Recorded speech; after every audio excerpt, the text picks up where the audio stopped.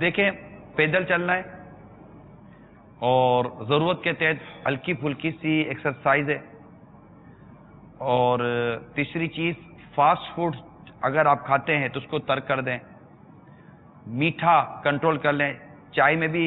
1.5 چمچ اگر چینی ہم ڈالتے ہیں، کوئی 2 چمچ چینی کی چائے پیتا ہے، کوئی 1.5 چمچ چینی کی چائے پیتا ہے، کوئی 1 چمچ، آپ نے 3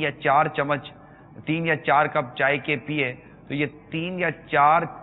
جو سمجھے کہ 4 چمچ چینی آپ پیٹ میں انڈیل گئے،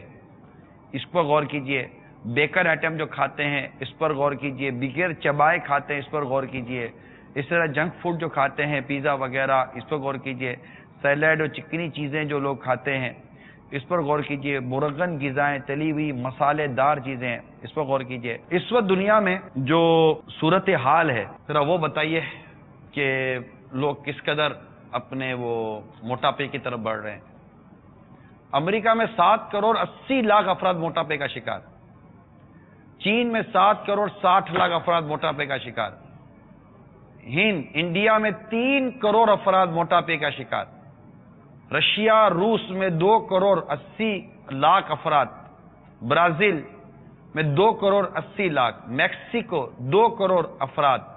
مصر میں 1 کروڑ 80 لاکھ، جرمنی میں 1 کروڑ 60 لاکھ، پاکستان میں 1 کروڑ 40 لاکھ، انڈونیشیا میں 1 کروڑ 10 لاکھ، پاکستان کا نمبر 9 ہے۔ دنیا کے یہ 10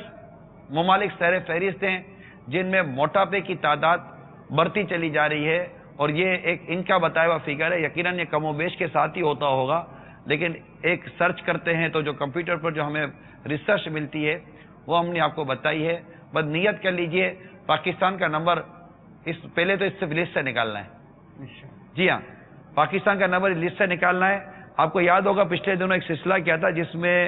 جرائم کے حوالے سے تھا، تو دنیا کے 10 ترقی یافتہ وہ ممالک جن میں جرائم سب سے زیادہ ہیں، جی ہاں دنیا کے وہ 10 وہ ممالک جن میں جرائم سب سے زیادہ ہیں، ان میں ایک ملک بھی مسلمانوں کا نہیں ہے،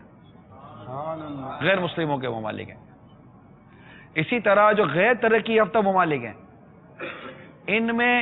1-2 ملک مسلمانوں کے ہیں، باقی غیر مسلموں کے ہیں۔ تو پاکستان میں رہنے والے اسلامی بھائیوں کے لیے گویا کہ میں خاص طور پر عرض کر رہا ہوں کہ ان ممالک کی لسٹوں میں بھی ابھی پاکستان کا نام نہیں ہے۔